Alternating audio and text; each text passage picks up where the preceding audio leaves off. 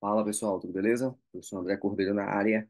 Dessa vez vamos falar um pouquinho aqui sobre pneumotórax. O que é um pneumotórax? Quais são os tipos?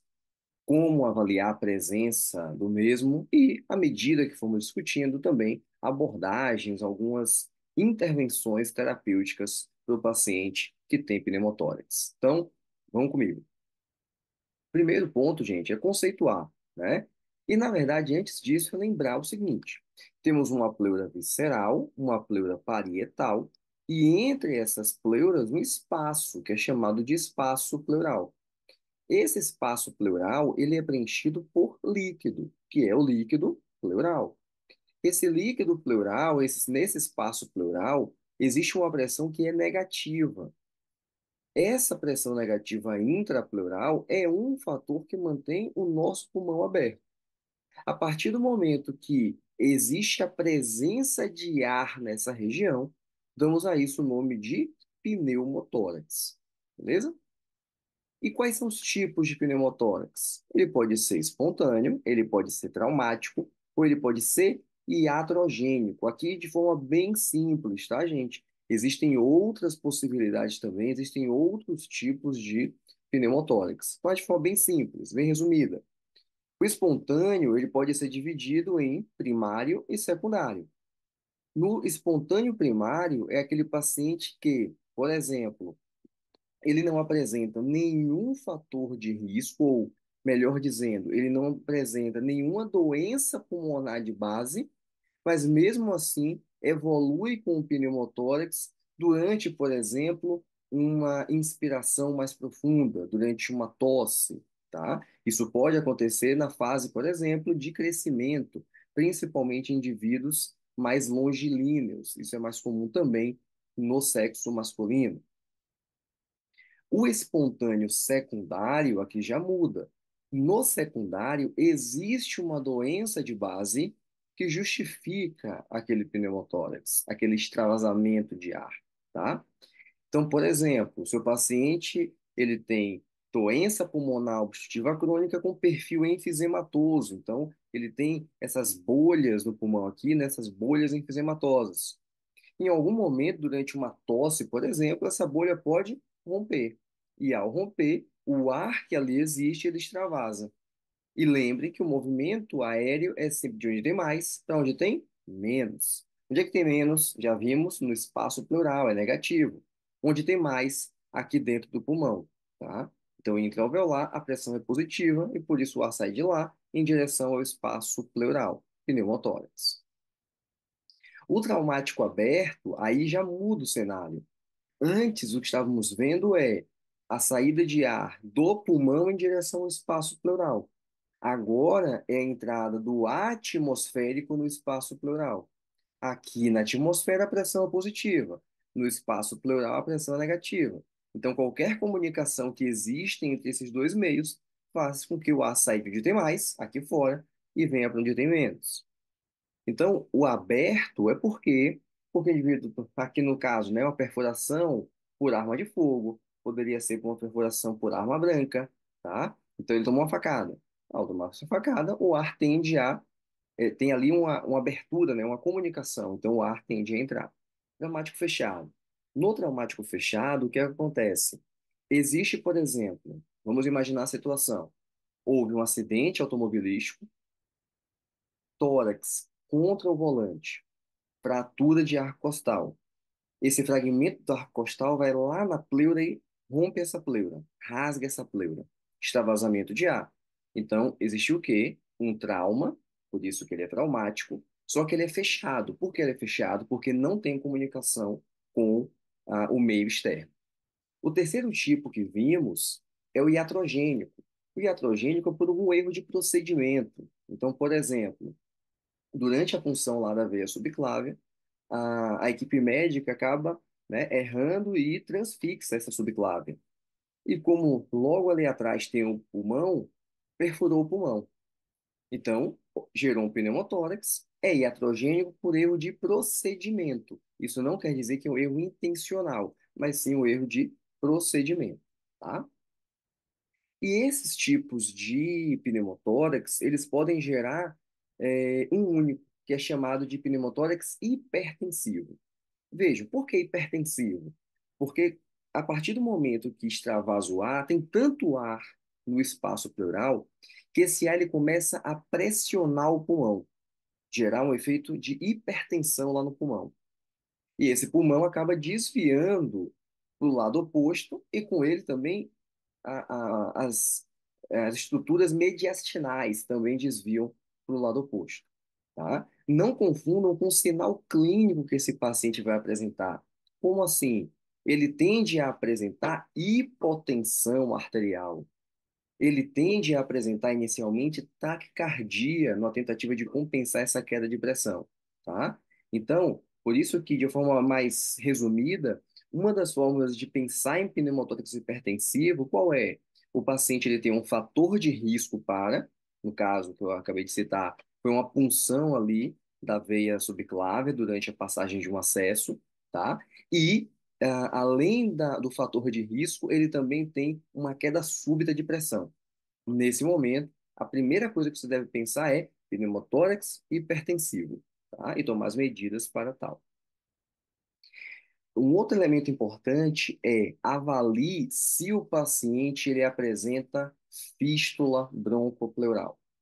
Perceba, o paciente com pneumotórax, principalmente o pneumotórax maior, é, deverá ser tratado com a drenagem torácica. Então, a equipe médica passará um dreno para eliminar esse ar. Entretanto, alguns pacientes, eles apresentam algo chamado de fístula. O que é uma fístula? É uma comunicação. Então, basicamente, é um espaço que ficou aberto ali, comunicando o pulmão com o espaço pleural. Por que é importante avaliar a presença dessa fístula? Uma vez drenado o tórax, esse pulmão ele pode já começar a retornar ao seu tamanho normal, mas em algum momento você pode também ajudar através de uma terapia de expansão pulmonar, expandir esse pulmão, aplicação de uma pressão positiva. Se o paciente apresenta fístula, a gente está contraindicada a realização da terapia de expansão pulmonar, até que essa fístula se feche. A tendência é que, com em torno de 48 horas, ela já comece a apresentar sinais de fechamento. Só que o problema é como avaliar, né? Como saber se a fístula já realmente está fechada ou não? Radiografia, ela não vai aparecer. Mas, lembra que o paciente foi drenado? Se ele está drenado, no final do dreno é colocado em selo d'água, exatamente para criar ali uma via unidirecional.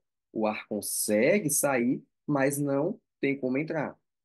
Se você pede a esse paciente, ó, seu fulano, respire fundo, tussa, olha lá para o selo d'água e ele está borbulhando, nas primeiras 24 horas é normal ficar borbulhando, tá? É o ar do pneumotórax realmente ainda saindo. Passou de 24 horas, continua borbulhando, existe aí uma forte suspeita da presença dessa fístula. Porque quando esse paciente tosse ou quando ele inspira profundamente, que aumenta a pressão dentro do pulmão, existe, né, uma fuga de ar por essa fístula, tá? Então, atenção a isso. Se gostou dessa dica, gente, não se esquece, dá um joinha aqui, tá? Ativa o sininho também, compartilha esse conteúdo com o seu colega e se inscreve aqui no canal, beleza? E como dar o diagnóstico de pneumotórax? Primeiro, pela história, né? Vimos ali vários fatores. Então, o indivíduo que ele é longilíneo e em algum momento ele tossiu, sentiu, né, uma dor, dor no tórax. Essa dor é ventilatória dependente. Toda vez que ele inspira fundo, volta a doer. Isso já é um sinal positivo para pneumotórax, tá? Exame físico também, radiografia e a gasometria. A gasometria ela pode também direcionar, principalmente pela queda da concentração de oxigênio, tá? No exame físico, lá na inspeção, você deve perceber, não em todas, tá? Estou colocando aqui um pneumotórax mais volumoso. Você deve perceber a presença de expansibilidade torácica, né, assimétrica. Em alguns pacientes, aumento da frequência respiratória, né? Então, a taquipneia pode estar presente. Você também pode verificar utilização de musculatura acessória, tiragem intercostal, tá? Também com um sinal de desconforto. Na palpação, a presença de enfisema subcutâneo, que também na inspeção, em algumas situações, dá para verificar, mas palpando também você percebe a presença do enfisema subcutâneo, tá? Na percussão, ela vai ficar timpânica, porque tem muito ar naquela região. E na ausculta, a tendência é que exista uma redução do som pulmonar, ou, se for, né, o colapso pulmonar total, na ausculta existirá uma abolição do som pulmonar, tá? E aqui, gente, em relação à radiografia, perceba que você tem aqui, o que que chama atenção? Essa região radiotransparente, né, hipertransparente, uma região muito escura, sem vasos, então vejam que do lado esquerdo temos trama vascular, à direita não tem essa trama, rebaixamento aqui, ó, do seio costofrênico, tá? Então são alguns sinais da presença desse pneumotórax, no caso aqui, o desvio do mediastino, então veja que a traqueia, o coração, né, foram desviados para o lado esquerdo, o que sugere fortemente aqui, inclusive, um pneumotórax hipertensivo. Tá? Aqui novamente, agora do lado esquerdo, então você consegue visualizar aqui, ó, o pulmãozinho é esse branco aqui fechado, tá? E a margem pleural ela passa a ser evidenciada. Note novamente que não temos vasos do lado esquerdo, enquanto temos do lado direito. De novo, pneumotórax aqui à esquerda, tá? Principalmente pegando aqui ápice e partezinha do terço médio, tá? Clássico pneumotórax hipertensivo, então, ó, toda a região direita hipertransparente, empurrando o mediastino para o lado oposto.